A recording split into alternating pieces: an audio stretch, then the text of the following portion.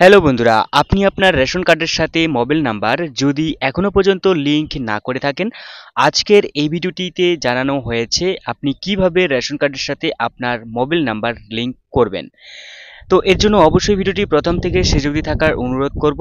তো আপনি যে কোনো ব্রাউজারে সার্চ করে নেবেন রেশন কার্ড। তো আপনি এই ওয়েবসাইটে ক্লিক করে নেবেন। এরপর আপনি এখানে দেখতে পাবেন সিটিজেন নামে একটি হোম রয়েছে, সিটিজেন হোম। তো আপনি এই অপশনে ক্লিক করে নেবেন। এই অপশনে ক্লিক করে নেওয়ার পর পরবর্তী পেজ ওপেন হয়ে যাবে। তো আপনি নিচের দিকে স্ক্রল করলেই দেখতে পাবেন এখানে রেশন কার্ড নামক একটি অপশন রয়েছে। ঠিক আছে, তো আপনি এই অপশনে ক্লিক করে নেবেন, যেটা রেশন কার্ড সম্পর্কিত করোনা। তো আপনি এই অপশনে ক্লিক করে নেওয়ার পর পরবর্তী পেজ ওপেন হয়ে যাবে। তো এই পেজে আরো দুটি অপশন থাকবে। তো আপনি রেশন কার্ডের স্বসেবা এই অপশনটি ক্লিক করে নেবেন, মানে সিলেক্ট করে নেওয়ার পর আপনি এখানে দেখতে পাবেন অনেক অপশন থাকবে।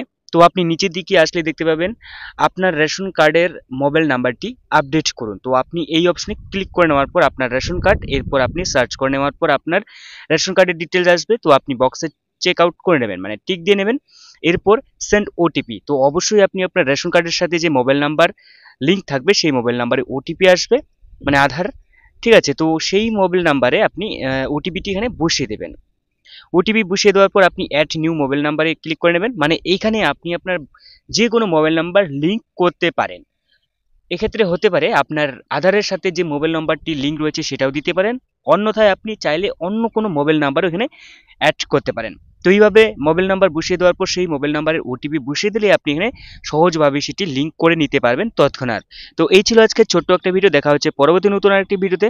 ভালো থাকবেন, সুস্থ থাকবেন, বাই বাই।